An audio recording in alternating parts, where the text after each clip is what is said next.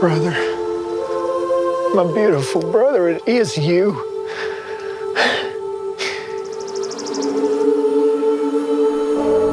Forgive me, Father, but we're ready for the blessing.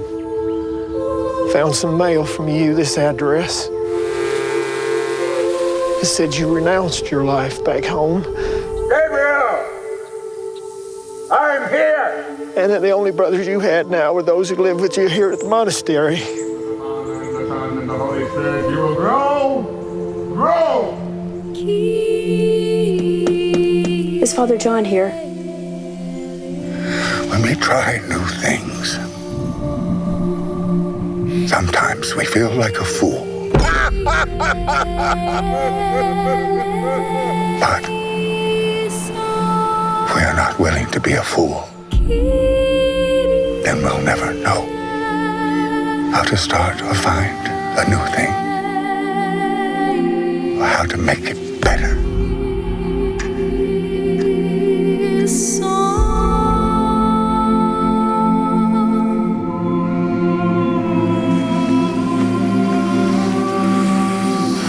I arise today.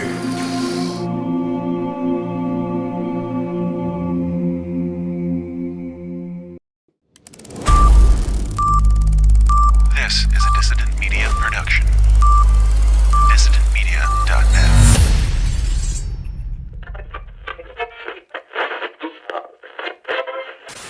You're tuned into the Counterflow Podcast, home of dissident voices, unapproved opinions. but you gotta get ready. You ready?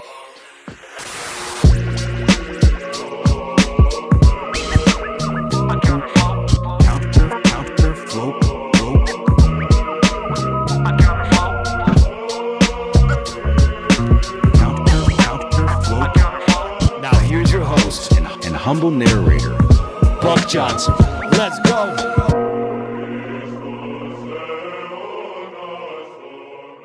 What's up, you guys? Welcome back once again to the Counterflow Podcast. As always, I am your host and humble narrator, Buck Johnson, coming to you out of Lockhart, Texas.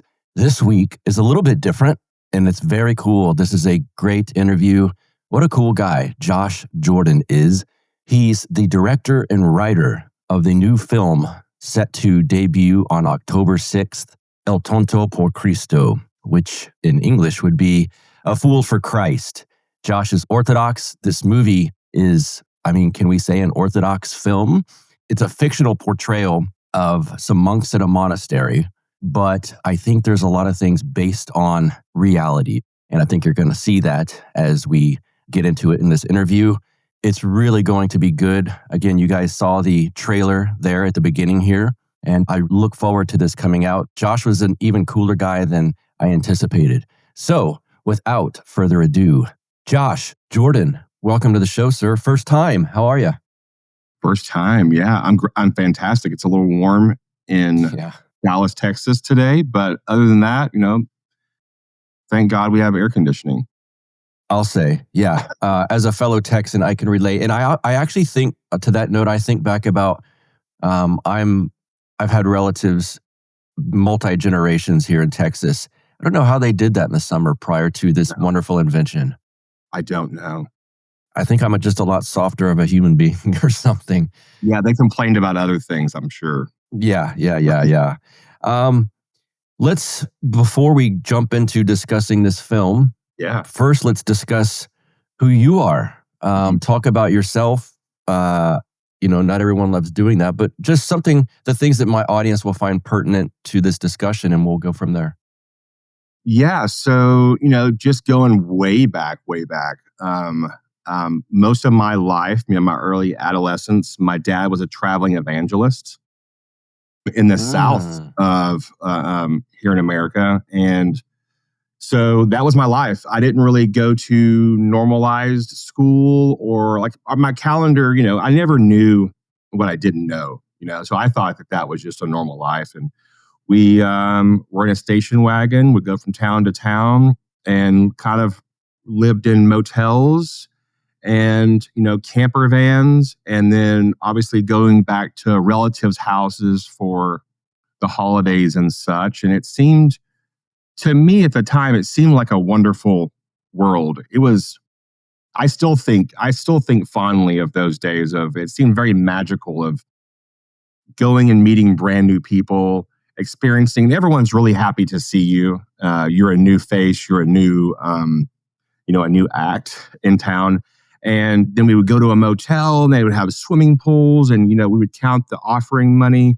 And I thought we had made it. This is big time. And I was always drawn to, when we go to each town back in the 80s, there was always predominantly a puppet master or someone who put on puppetry or acting. And I would always find their workshops and dive into whatever they were creating. And most times, come out with a puppet and be a part of their productions. And I knew early on I wanted to do that, very much like Jim Henson. He was a hero of mine. And that seemed like that's what I wanted to do. And, as you get older, life changes. And then we ended up settling down in Dallas. My dad was a temporary pastor here in Dallas, Texas, and then it became full-time. So it was the first time in my life that there was stability. But I still, wanted that theatrical drama life. I really enjoyed that. So I ended up going to a public school after being in a Christian school. I went to a public school just to be a part of they had a brand new theater, Naaman Forest High School in Dallas, Texas. And that was it. I was hooked. Mark Stinson was my director's name. I'll never forget. He changed my life. He taught me about David Lynch and about Bresson and Bergman and like completely, this is, in the late 80s, early 90s, you really had to go to film school at NYU or USC to see some of these films. There was no Criterion Collection. There was no streaming. And so he really opened up my whole entire mind of what European cinema was. And then I went to University of Missouri, still doing acting. I was Truman the Tiger, which is the mascot at University of Missouri. Yeah. We're back to puppetry again. And I kept doing that. And as an actor, you're really, if you get a part in something, I did the TV show Scrubs. I was in some movies, and it always felt like I wasn't really satisfied creatively. And you start to realize you're just there for a couple of days or maybe a week. You're not really a part of the creation part or the back end. And maybe the film comes out 2 or 3 years later and, you've almost like forgot about it in a way. Yeah. And I was doing music videos here in Dallas. Most of my friends are in bands. And so I was doing music videos and short films. And then I was like, well, let's just make a feature film. So I made my first film, This World Won't Break. I wrote, directed, produced, did everything. And I was hooked. Like that was, even though it was so wildly exhausting, it was the most fulfilling creatively I'd ever. Because I love to paint and do other things, but this was it.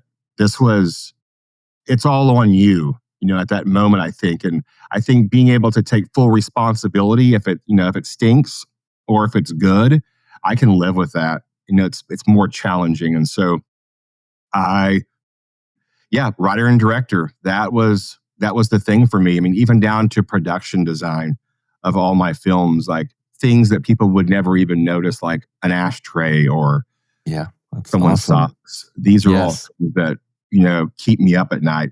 Yes. And, that's a really quick look back on my life. I'm here in Dallas with my wife and my 2 sons. My sons are older. They're in their 20s. And they both went to Booker T. Washington. It's an art school here in Dallas. And Julian actually just put out his first feature film. And Sonny is always one of the actors in our films. He does costume design. My wife's a producer, and she's also in the band The Polyphonic Spree. So there's lots of creativity swirling. Yeah. Also, with creativity, there's always uncertainty in this world. So we all walk a tightrope here at the Jordan House. And I suppose we could touch on the fact that you must be Orthodox. Yeah, and just to put it, to make it even more of a full-time, full life, we're Orthodox. We became Orthodox 11 years ago here in Dallas, Texas, and we're a part of St. Seraphim's Orthodox Cathedral. It was pretty wild because, my wife grew up evangelical. She was a chaplain's daughter. He was in the Army. Her dad was in the Army. And they moved around a lot. And I moved around a lot, and there was a lot of understanding of our lives when we first met. And we went to a couple churches here in Dallas, and some things would fall apart, and you're always trying to find stability. That's what I've always figured out in my life is, it probably has to do with traveling as a young kid, not having a home base, and kind of going into different, sometimes we'd be at a Pentecostal revival or we'd be at a Southern Baptist. And it was, you're always as a young kid trying to figure out the rules in a way, I guess. They're all different. And so the stability of life was always uncertain. And I don't ever say that in a negative way. My parents did the best they could, and they provided a very safe home. But I think as you grow older, your religious beliefs or just life's beliefs, sometimes if they're not really grounded in something that is solid, can be, detrimental. And as having kids, me and my wife both really wanted something. And so my wife was like, maybe we should go back to the beginning, just let's try the Catholic Church. And then we found out there was something even before that. Something before that. And so my wife reached out on Facebook and she was like, hey, does anybody know anything about an Orthodox church that's in Dallas? And one of our friends from soccer goes, we go to St. Seraphim Orthodox Church. And it was right down the street from us. And we go to St. Seraphim, and I've never been so overwhelmed with joy, and also overwhelmed for me to walk into a place that's so beautiful and to see the iconography and the movement. And that was it. We quickly became inquirers and then catechumens. And then my boys were baptized in the church.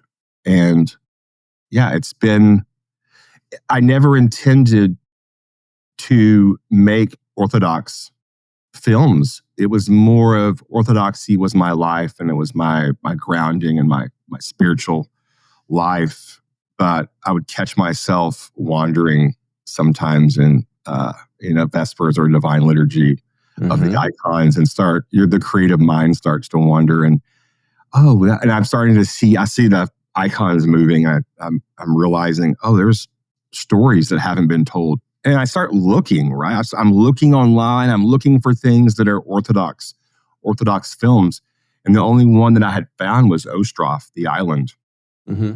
And obviously there's also Andrei Tarkovsky's Andrei Rublev, which is a masterpiece.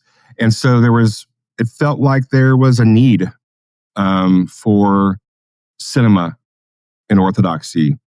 And that's what kind of got the ball rolling on the newest film. What jurisdiction is that? Says St. Seraphim's up there? It's Orthodox. It's OCA. It is. Is that where Bishop Gerassim's at? It is. He's our bishop, and he's That's also what I thought. He lives on the campus there at St. Seraphim. Wonderful man. Wonderful man. I had reached out to him about coming on here, and he said, "How about I just meet you in person?" And he came to Lockhart and took me to breakfast. And amazing man. That sounds like Bishop Grossom. Yeah, I knew he was Father Grossom when we first came to St. Seraphim, and then quickly became Bishop Grossom. But yeah, I had a chance to take him to the State Fair of Texas, and that was a magical day. Yes, he had never experienced anything quite like that. You want some great coffee to bring to your coffee hour for after liturgy, or how about just to drink every morning on your own? When I do drink coffee, this is the only brand I drink, Fox & Sons Coffee. They believe over there, my man Stephen Fox believes that coffee should come with a great story. His began on Saturday mornings with his dad, early breakfasts, good conversation, and a shared cup of coffee that sparked a lifelong passion. Those memories shaped who he is and inspired him to start this company, Fox & Sons Coffee, not just for the love of the coffee itself, but to honor his father and pass something meaningful to his two sons. Now, he's inviting you and me to be part of that legacy. If you guys need gifts, if you just love coffee, and like I said, maybe you just want to bring some to the parish for coffee hour, now is the perfect time to try these handcrafted, family-inspired blends. We've got a code for you, BUCK BUCK15 at checkout. BUCK15 at checkout. Get you 15% off all orders over $35. So you can save big and sip better coffee than you may be used to. This coffee, again, is made with love, roasted with purpose, shared with family. Fox & Sons Coffee, brewed from the heart. Yeah, he's just walking into this small town Mexican restaurant. He had, his stuff on, and it's certainly a head turner for people that are need experience. Okay, we have to talk about this film. I love that it's not a church basement movie. So the claim goes. Talk about it. El Tonto Por Cristo. Yeah, that's the newest film coming out. It was, it's really the story of an unlikely saint is sort of the elevator pitch in a way. It's it takes place. This is a fictional narrative feature, and it's really something that I think was important just because we have such great documentaries, and we continue to have great documentaries in Orthodoxy, which is really important, and they're beautiful. And in cinema and in art, there needs to be also, I believe, wonder. And we have such great stories to base things on. And so I really dove into the lives of the saints and read, it was about 15 or 20 different types of books.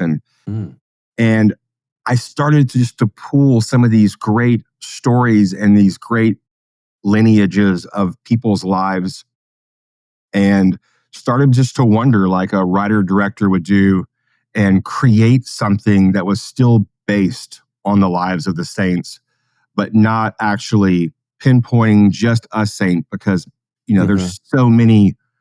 And that's something I do want to do in the future, is obviously, hone in. I didn't want to do a biopic as my first, even though I've been Orthodox for 11 years, I still didn't feel like I was ready to tackle the life of a certain saint. So El Tonto Por Cristo takes place on the coast of Texas in this monastery that we've created right on the coast, and they have bees, and there's a farm, and we really kind of drop in on 4 different monks, and different monks come and go, and we just observe their life. And one of the main lives is the life of Father John, and he's our central character, and everybody's life is weaved around the life of Father John. And we just take you on a little bit of a ride and peel back the curtain of some mysteries and some, I don't want to give too much away. Right. Yeah. But it's still, it's just peeling back the Orthodox life. And it's, I only know what I've known here in Texas and, other places that I've visited. But, there's a monastery in Kemp, Texas, where there's only 2 nuns, Mother Barbara and Sister Svetlana. And that's kind of how I base the film. It's a very small monastery. And, when you watch documentaries and you see Mount Athos and you see all the monks and all the people and all the, this is Texas. Things move at a little bit of a slower pace, and especially out in Kemp, which is next to a city called Gun Barrel, Texas. It doesn't get more Texas and more country than that. And so it was just perfect. It was just a perfect story and narrative for me to be able to wrap myself around, to put thought and care into.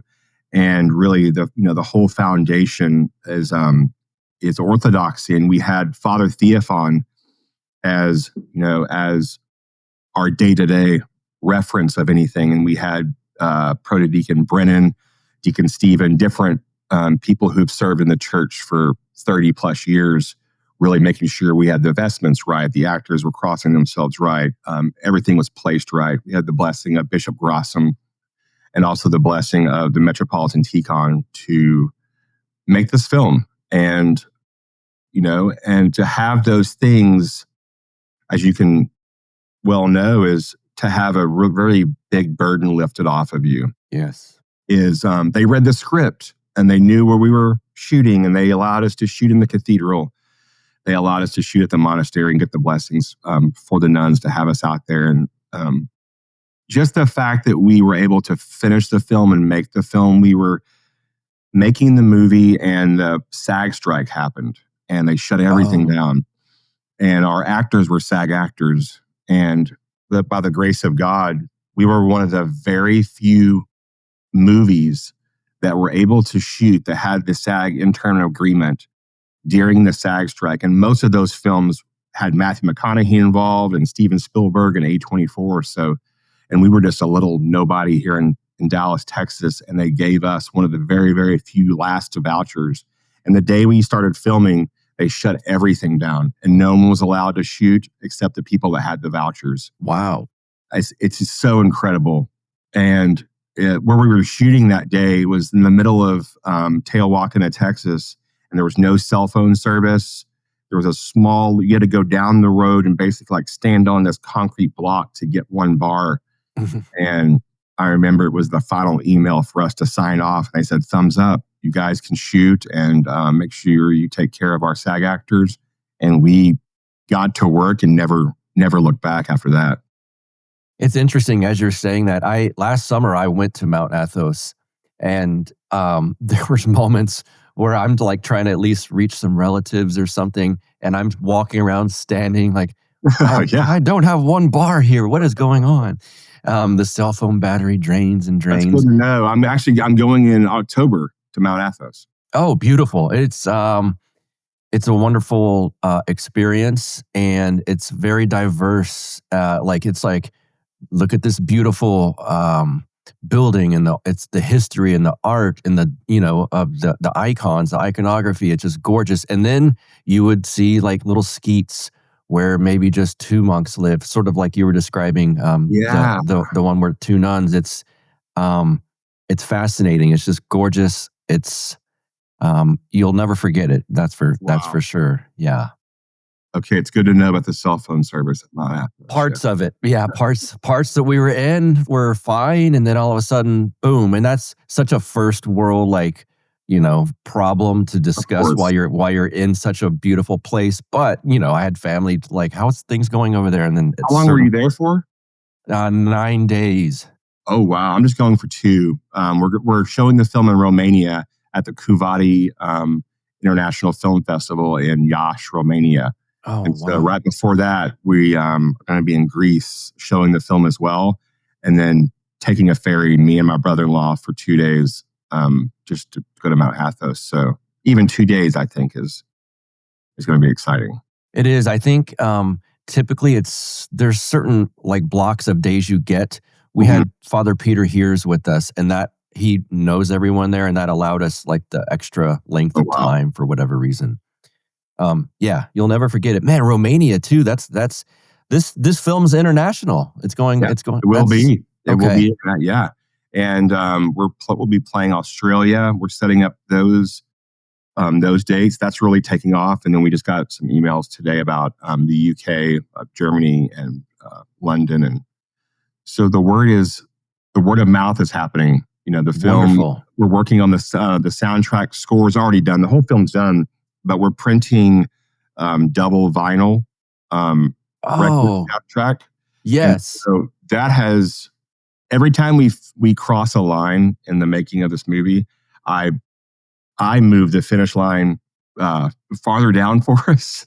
My team, my wife and sons, and the rest of our team is like, Josh, I'm like, what if we did vinyl records, double vinyl, and it has excerpts and dialogue from the movie as well. As well as posters and stickers and sheet music. And so it's going to be really, I don't think that's ever been done before in the Orthodox world. Does that cross over to some things that I love, that you're like the Venn diagram here is getting overlapping. I will absolutely buy that double vinyl when that comes out.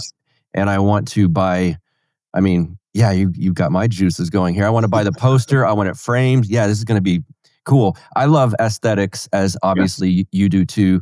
And I could tell just by looking at the clips of the film, it's aesthetically beautiful, as it should be. It's Orthodox, right? When you said you didn't say it, but it says in one of the clips I saw, not a church basement movie, which speaks to me also. What did you specifically mean by that? I think that was actually my wife, the producer. She coined that term.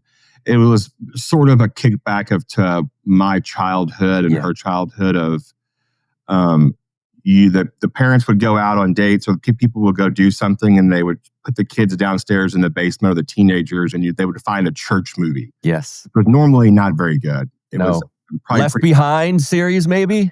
Maybe something like that. And they put you down there, and that's where you would watch not the greatest cinema, which, that's something that we were very adamant about with this movie, is even pushing the boundaries so far of, being inspired by European style cinema and art house cinema. And why can't that be Orthodox? Why can't that be a Christian message? It's funny, we said this is not a basement movie, and we were actually promoting the movie last Sunday in Memphis at an Orthodox church.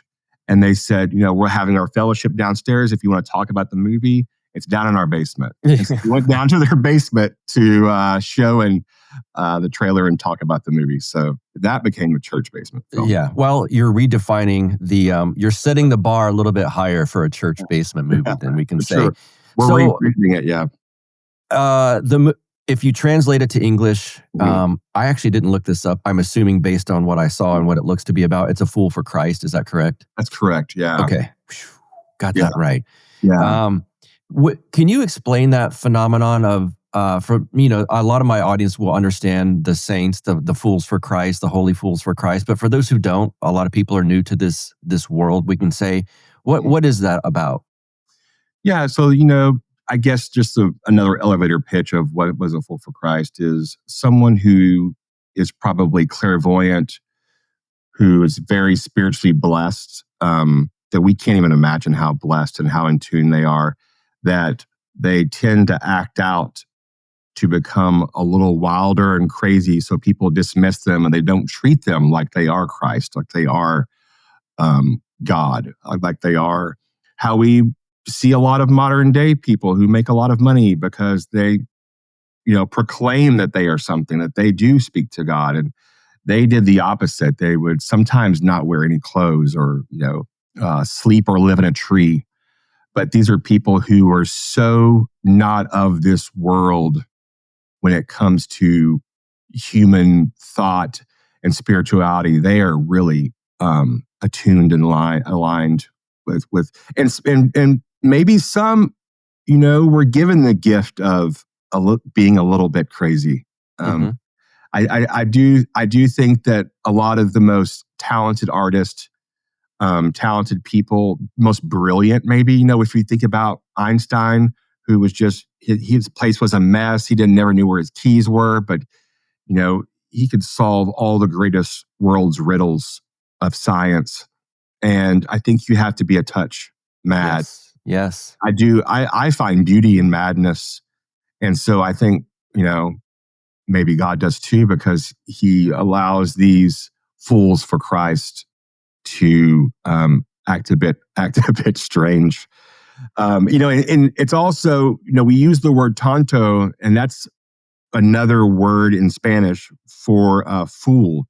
A lot of people say, well, it should be called loco. And I was like, well, it's a little too, I grew up in the 90s. It sounds a little bit like hip hop, El Loco Por Cristo. So we went with Tonto. I just like the way it really rang true. And that's the thing, is I really wanted to allow a lot of interpretations. So even with the title saying El Tonto Por Cristo, it allows you to wonder a little bit. I think the entire film, everybody who has seen the movie walks away and they talk to us separately, and they come away with something completely different, or things that we had never even thought of. Oh, wow. And that's the most meaningful thing to me. Someone had just watched it recently at a private screening, and what they were telling me, I was like, I never had thought of that, or I never anticipated that. And wow, what a beautiful. And so I think it's going to be really interesting for people after the movie's been out and people are watching it to see people's interpretations of it. Much like Orthodoxy itself, there's so many there's so many layers that you'll never. A friend of mine, a friend of the show, Father Zachariah Lynch, said he went from being a Protestant evangelical to at some point becoming a priest now. And he said it felt like he had been swimming in the shallow end, and then he became Orthodox, and someone took him in a helicopter and dropped him into the ocean and was like, all right, now swim. And he's like, there's too much here. There's so much. Oh, wow. I can see that. So I think it seems like, based on what I've read and watched and looked at from this film, it's the sort of thing where, and you kind of just alluded to it, I feel like if I watch it the first time, it's not going to all click. And then I watch it the second time and a third time, and little things, sort of like going to the church over time, little things start to click that you didn't even see before. 100%. You know, a lot of people who were advisors on the film who've watched it several times, and even my composer, Michael Paraskevas, who is Orthodox, he's out in California. He's a composer for Disney and Marvel on a lot of their projects. Wow. He just did Agatha All Along, and he did Ant-Man and the Wasp, the Avengers, and everybody needs to check out Michael Paraskevas on their IMDb. He would say, oh, I see what this scene is, or I see what this person is. And it's actually not a film about this. It's a film about this. And it's so wild because, as an artist, as a creator, when you make something, it's difficult to go back and rewatch a lot of your things.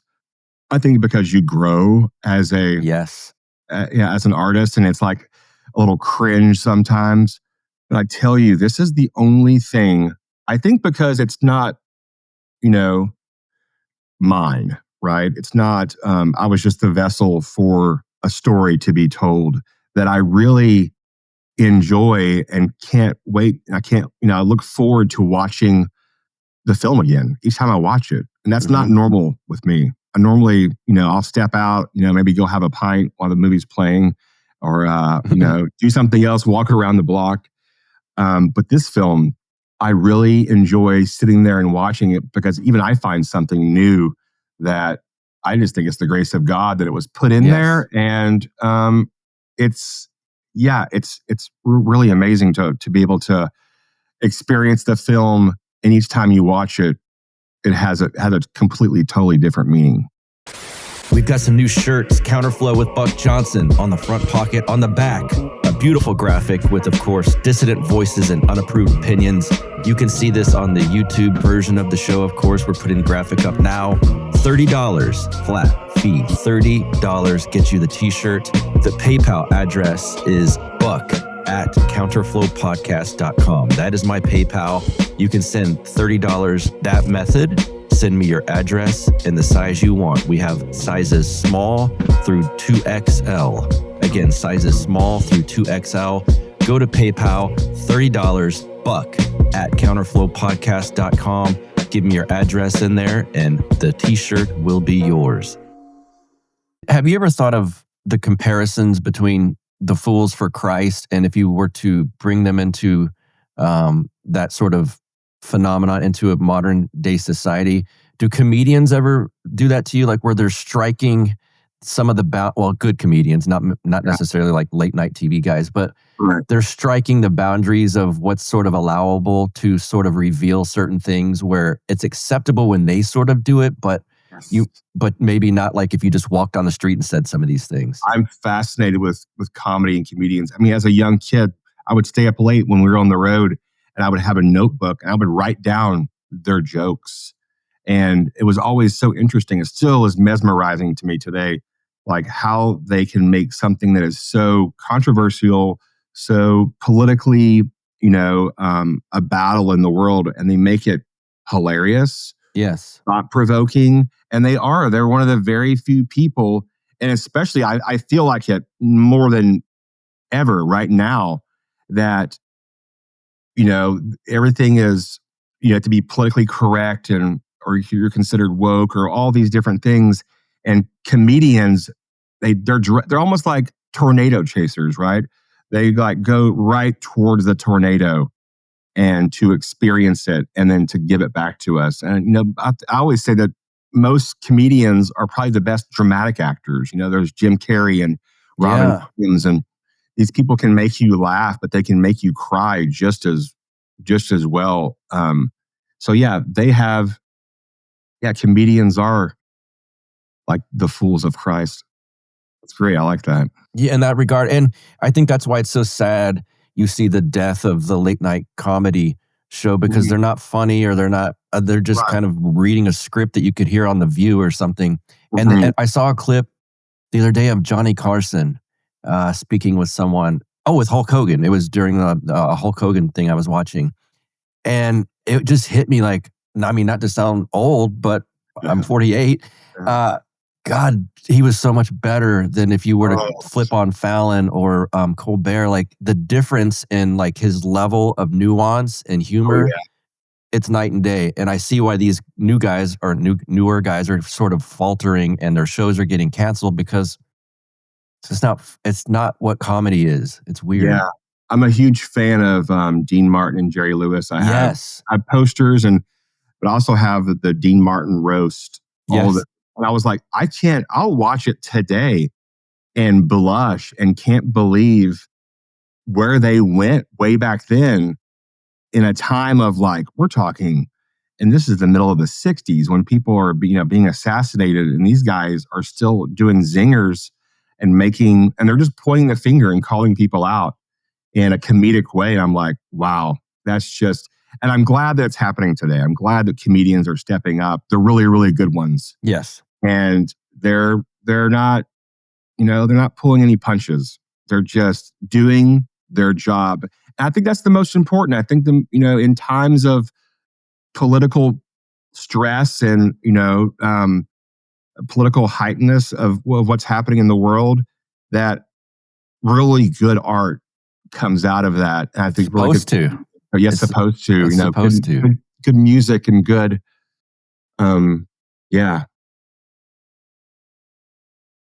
As far as like kind of what we're speaking on, also, I think the death of some of these things are because we have thousands of platforms to view things on. They're streaming. We don't sit in front of our TV at 10 p.m. and go, oh, hey, this thing, or, people under the boomers age demographic don't do that so much. Is that making it easier or more difficult? Like, as far as putting out, let's say, a project like this one, is it making it easier to reach far and wide, or is it harder? Yeah, Hollywood and cinema was built a certain way, and it was ran that way for 100 years, and then overnight, literally, right? The internet changed it all, and everyone scrambled. And I do think that if it wasn't for what happened, you wouldn't see independent films. Like, I would not be able to make El Tonto Por Cristo if it was in 1995. There's just too many gatekeepers. Yes. Technology has changed. I don't have to use film. So, and then process the film, develop the film, cut the film in a certain way. You're able to do that on a laptop. You're able to do, but because of that, like we all know, it's not just me that's able to do that. It's also millions of other people are able to do it. So there's a lot more noise. Yes. So we're in a day and age of the production part has become more attainable for the average person, but to cut through the noise is harder than, when we hear about Robert Rodriguez, who took, El Mariachi to Sundance, and he won Sundance that year. Well, he was one of 97 movies that sent their movie in. Nowadays, it's 19,000. Wow. And so, yes, it was harder for him to make the movie because he had to use old film scraps, and he didn't even record sound because he didn't have the budget for sound. It was harder to make the movie, but once he made it, the competition is very small. So, yeah, I think so. I mean, I think comedians the same way. There's so many comedians that we have access to. But I do think that the good stuff does rise to the crop, because I see it in comedy. Some guys who were playing little small venues, and now they're playing arenas. They're playing Madison Square Garden for a week. And I think that's a beautiful thing, because back in the day, you wanted to be on a sitcom. Nowadays, you just want to go viral. and you want to go viral, and you want to go sell out venues. So I think it's just, I always tell people it's like raising children who, as they get older, have friends who have toddlers, and they go, oh man, must be nice. Must be so easy. You have older kids. I said, well, it doesn't get easier. It's just different. It's a different kind of hard. You're worried about them driving at 12 o'clock at night after they go see a movie and not hitting their head on a coffee table. So it's the same thing with like filmmaking. It's a different kind of hard. It's trying to cut through the noise. Is Orthodoxy let's say, experiencing quite a blossoming era here, it feels like to me. Well, I mean, I'm part of it, so maybe I'm biased, but is there a challenge in that? Does it feel like, man, this is sort of about an Orthodox monk or a few monks? This is a very niche interest, or does the explosion in Orthodoxy help? Or would people on the other outside of the church already find this? Is there a challenge to make it interesting to those outside of the church? It was really when I was making the film, and I had other films in the chamber ready to go. This film just kept creeping up, and we went and venerated the relics of St. John of Shanghai and San Francisco, and it was just a moment of, okay, El Tonto Por Cristo's next. This is the timing of it needs to happen, and really, in the last 3 to 5 years, Orthodoxy has really become visibly, seen and more popular in the U.S. But it wasn't at the time. And I really did approach this as more of I'm making I love foreign films. I love European cinema, like I said, and we shot this in a 1:6:1 ratio, which was old European cinema style. And I was really making this film for Josh, the cinephile who wasn't Orthodox. I was really concerned and worried about what Orthodox would think, me being Orthodox only for 11 years. I was like, am I Orthodox enough to make this movie? Mm-hmm. I remember talking to Jonathan Pajot about that, and he just sort of laughed, and he goes, you're always going to feel that way. You just have to make what's in your heart and keep going. He's like, it's people, if you want to see it, other people want to see it. Orthodox imposter syndrome, almost. It is. It's 100%. And I think that was, me sending the script to Metropolitan. I went to Washington and screened it for Metropolitan, and, he had a blast with it, and he gave the blessing for it. And he says, I think, people are really going to enjoy this, Josh. And so that was a big relief. But at the end of the day, you have to still be ready for people who are going to probably say, this doesn't align with my orthodoxy, yes, or I don't think this is Orthodox. And I'm prepared for that. And that's okay. That's just, I think as a creator, as an artist, or, as podcasting, somebody's like, well, I wish you wouldn't have talked about that. Or, you can't please everyone. And I think it was Quentin Tarantino who said, if 50% of the people hate your film and 50% of the people love your film, you've made a great film. Because you can't please everyone. And if you did that, that's more of an algorithm thing that you try to do. And if everyone hates it, it's bad. So if it's a 50-50 split, you've made something good.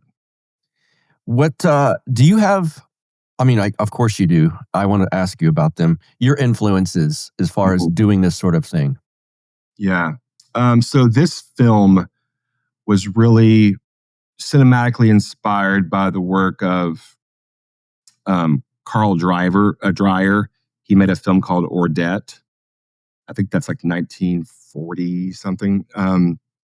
Bergman and Bresson. Andrei Tarkovsky, definitely. Modern, I would say Jim Jarmusch. His film Dead Man was a really big. It was not really a palette for the inspiration, but during the filming of the movie, there were moments when it felt very Jim Jarmusch's Dead Man, and I was able to breathe and step back and say, "Oh, this film has a life of its own, and we don't need to try to paint it into a corner, and it'll turn into what it needs to turn into." And so, those are probably. And then Wim Wenders is probably the one I hold closest to my heart.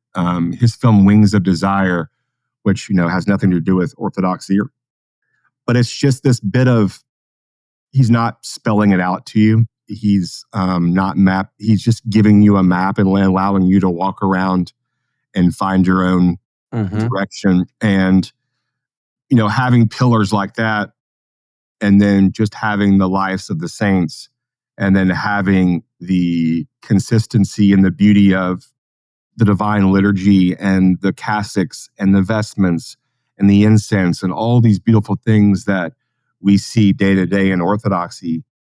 To have all of those, you know, we have the St. Seraphim choir that sings in the movie. We also have the Polyphonic Spree, which is a rock and roll pop band. They're also, they sing on it as well.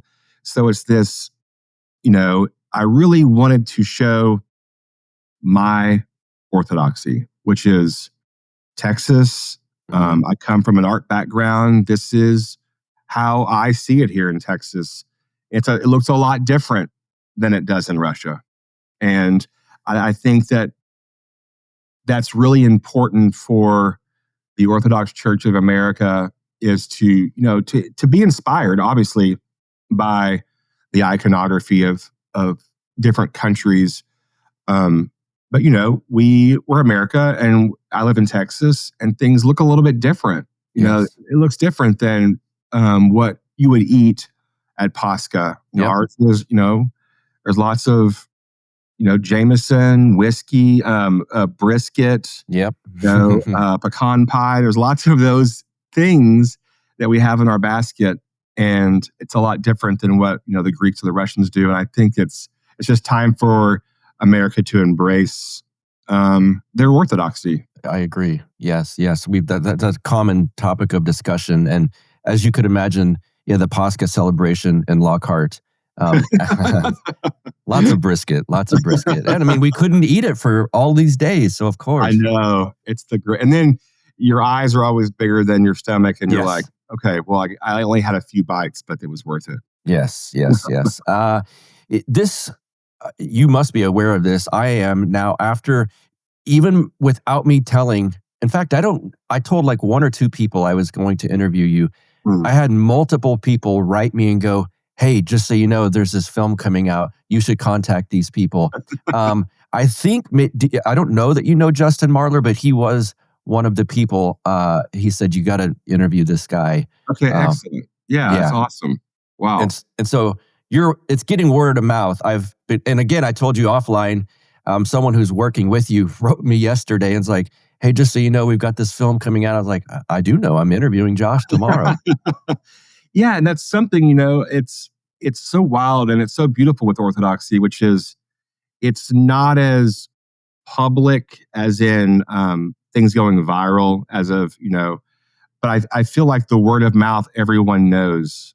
And it's great because I think people are just really, really excited, you know, and people haven't seen it yet. So I do feel like the word of mouth, once it launches on October 6th, I think that it's going to be really, really like set on fire of people wanting to bring people and see the film. So, as you guys know, the team at Podsworth Media has worked with me for a long time producing this show. A big part of that over the past couple of years has been them using their Podsworth app to make the audio sound clean, level, professional, even when the raw recordings were super sketchy, which mine can be sometimes. In fact, this one that you're listening to right now is super sketchy. I took this microphone sock off here just to show you how crappy it will sound, except when they put it through the Podsworth app, it sounds beautiful. I've got this annoying white noise maker going on. It's driving me crazy. If you want to hear how bad this recording is before they put it through the Podsworth app, you can hear the full before and after demo for yourself at the link in the description. The app recently got a huge update and it's better than ever. So good, in fact, that it can take almost any atrocious voice recordings and make it sound great. They remove background noise. It cuts down on plosives. It fixes clipping when your gain is too high. It reduces reverb, removes clicks, pops, improves tone, and the level of the dialogue is even and consistent. So if I move around like this, which I sometimes do when I get excited, it'll fix all of that. It's super simple. Go to podsworth.com, click Get Started. Drag and drop your audio files or open them right from your smartphone browser. Customize your settings if you want. but honestly, the default works great for most podcast recordings. Here's the cool part. Enter code BUCK50, BUCK50 for 50% off of your first order. No account needed, just email and payment. Then you get the download link in your inbox with your cleaned up files. It's perfect for podcast, YouTube videos, sermons, homilies, audiobooks, anything like that you want to sound legitimate and professional. Remember, use code BUCK50 for half off your first order. And you're supporting this show. Thank you, guys. And so that's going to get everyone asking then, of course. You said there's the date, October 6th. Does it drop in different cities? How is this going to work for folks? Yeah, we're really treating this, like almost like an indie rock band in the early 2000s, like, the Strokes or whoever, and you're playing these small shows, and you really want to make sure that you're packing out small theaters. Yeah. We want to make sure that we're there to do Q&As. People don't know who we are. And we also have merchandise. So really cool things that we have, like cool trucker hats, t-shirts. Like I said, I even have a scent, a cologne scent that I've created, St. Genesius. We'll have different bars of soap that have been handmade that are reflections of the movie. But it's just more of an experience. And that's what I like. I like to buy a ticket to something. If it's a comedian or a live podcast or something, there's a meet and greet, and there's something that you can take home with you, and then you can bring, and people can gather, you can gather together. So we're doing that. It starts in October in Dallas, Texas at the Historical Texas Theater. Then we go to Austin at the Austin Film Center, Austin Film Society, Richard Linklater's theater there in Austin, Texas. Yes. And then we go to San Antonio, Houston. And then right after that, we head to Greece and Romania. And then we come back, we're hitting Chicago, Louisiana, and we're in the Twin Cities, and then LA and New York. And after that, we're really hoping that the word of mouth has gone all over the US, that we can just put it in larger theaters in smaller towns. And so it's better to go small at first, and then sell out these theaters and really have the word of mouth go viral so that we can put it everywhere. And then obviously it will be available. I'm already working on the Blu-ray packaging. And so it'll be on Blu-ray and also able to rent and purchase online as well. And that'll be global. Okay. And that's after the initial tour. We're gonna be doing this tour in the fall, and then it goes up into the winter, and then we're gonna restart it again for Lent. It'll be a theatrical release during Lent. Okay, and so I'm near Austin. If I go to the Austin viewing rather than that Dallas one, is it the same sort of experience? Like you guys will be there, the merch sales, all of that stuff. Yeah, we've actually blocked out on most of the theaters. We blocked out a 5 to 6 hour window. Okay. And so there's going to be a chance to do a VIP ticket, which is basically you get there and you get an hour early access. And I'm going to speak and talk about filmmaking and great. And you can get first dibs on the merchandise, and then we'll have the show. And then there'll be refreshments, and people can get drinks and stuff in the lobby and mingle and get merchandise. And we'll have, they call them a walk-in, step and repeat, so people can get pictures taken. It'll be Tonto Por Cristo backgrounds, and then we'll have photo booths. It's really, we're trying to bring a full experience that, when people get a babysitter or people take time off or people, spend money, we really want it to be a full experience. So when they buy the ticket, it's just going to be a ton of cinephiles, Orthodox cinephiles, all gathering to hang out for an evening. Yes. Yeah, this is perfect. Everyone listening, if they're in or around your town, get like your men's group, your women's group, like advertise this in your parish as sort of an outing. Because so often we see each other on Sundays and we talk at coffee hour, and then we don't see each other for the next week. This is like a perfect outing for people. Is there only because everything you're saying is like you're speaking my language, like the aesthetics and the record albums and all of these things, the cologne even. Is there a place to buy the merch already online, or is that? It'll all go live. What we're doing in the beginning is a few things you'll be able to get online for merch, but really all the really good stuff is, since it's all basically handmade and handpicked, and there'll be, I think there's like between 50 of the VIP bundle packs, which is, it's a tote bag and it has the album, it has never before seen signed posters, photo stills that you can frame from the movie, stickers, and a t-shirt. Those will only be available at the live events. Okay. And then after we do that first big run, it'll be available online. We just wanted to make sure that people who are coming out and showing up to theaters, they got the first dibs on the stuff. incentive for that, of course. Yeah, right. for sure. What are the plugs you can give for it as far as where people can I mean, I follow the Instagram. What else is there? Yeah, that's, the main thing is Instagram, Facebook. It's all El Tonto Por Cristo. We're even on TikTok. That's not my doing. That's my team. My wife is phenomenal. She's a warrior when it comes to all things social media and production. But eltontoporcristo.com, and there's a button on there that says tours, but you can always do, /tours, and people can, you can buy your tickets to the ones that are already online, and we're adding shows almost daily. And so basically, if you, like you said, if you're in a town and you have we had somebody reach out, I believe they're from Alabama, and they were like, we want 150 seats. And so I think the theater that they have in that town is like 200 and something. So that's one showing. And so we're having to now do multiple showings in some of these small towns, which is great. Yes. But I do think that people, when they watch it one night, they may want to bring a friend and rewatch it themselves and see what they missed. And so if you contact us through eltontoporcristo.com and you want to just bring your entire congregation or team up with another parish across this, the city, we can do that. We can, as long as we have, and we take care of all that, so people are not having to book the theater. Right. Okay. There's a certain theater that you love. Yes. Please let us know, because like my favorite's the Texas Theater here in town in Dallas, and that's why we're playing at the Austin Film Society.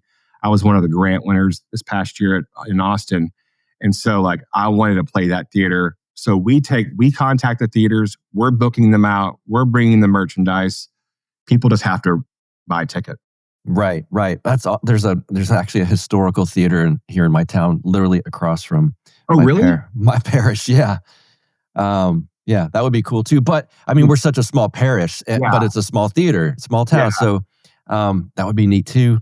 Yeah, for sure. But of course, I don't want to take it away from your Austin. We're also very close to Austin. Did you notice this? Maybe you didn't even want to talk to them about this. I don't know. Were any of the actors sort of impacted from experiencing and learning this about the church? Yeah, I think it was really there, because I've worked with these actors, several times before. We're in a theater team together, or I've just known them for a very long time. I think it was really the reverence, and I never had to say anything. It was just how seriously they took these characters on, and I think they went above and beyond even getting into character. It was more, because they had a very small amount of time to wrap their head around Orthodoxy. I've had the privilege of, for 11 years knowing it, and I still feel like it's the ocean to me on the deep end. And they really, because some maybe came from a Catholic background or not at all. So like just the signing of the cross, there was some backward moments, and we had to have, literally there was a person designated to make sure we caught all sign. It was like the sign person. Make sure you watch everyone, because I can't watch everyone. Right. There was a lot of, I just want to really, I would say, reverence, like how serious they took it. Yeah. It wasn't just a role. And they knew that they were representing, thousands of years of Beautiful. of a religion. So yeah, I was Yes. really blown away. And that was something I didn't have to say. It was something that they all brought individually. My friend Max Hartman, I know he's a phenomenal actor, and he had to play the bishop in the movie. And it's a very interesting role. And he was very, very nervous in a good way. Yeah. Because he's like, I'm playing the bishop. Like, he understood how serious that is. Understood. Yes. I didn't have to say anything. And, and there's a moment where they dress the bishop, inside the cathedral, and he did everything. And obviously he had great guidance by everyone at St. Seraphim. But I saw in some of the behind the scenes videos, he's shaking a bit, and he's, dabbing himself, and he's nervous, and that's what you want. I really appreciated the fact that made him nervous. That really means a lot. Yeah, that is very cool. Yeah. As it should. Yeah. All right, we've plugged away. Josh Jordan, El Tonto Por Cristo. Thank you for doing this interview, sir. Yeah, thank you so much for having me. This was a blast. All right, I hope you guys enjoyed that one. This weekend, I look forward to seeing some of you guys at our Philip Ludwell conference up in Virginia. It's going to be a fun one. Goodness, what a crew up there. And I will be doing a Counterflow interview up there. Subscribe to the YouTube page. Like all the guys say, smash that like button, subscribe to our channel, and you'll get all the notifications, I suppose. Follow me on X at BuckRebel, BuckRebel. Join our Telegram group, all of these things. We got some shirts left, so put in an order. If we're sold out of whatever size you put in, I'll refund you and let you know. Until next week, you guys have a good one.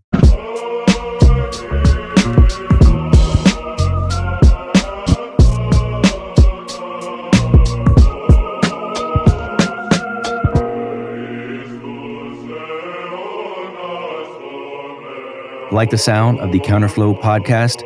Our audio production is provided by Podsworth Media. Check them out at podsworth.com.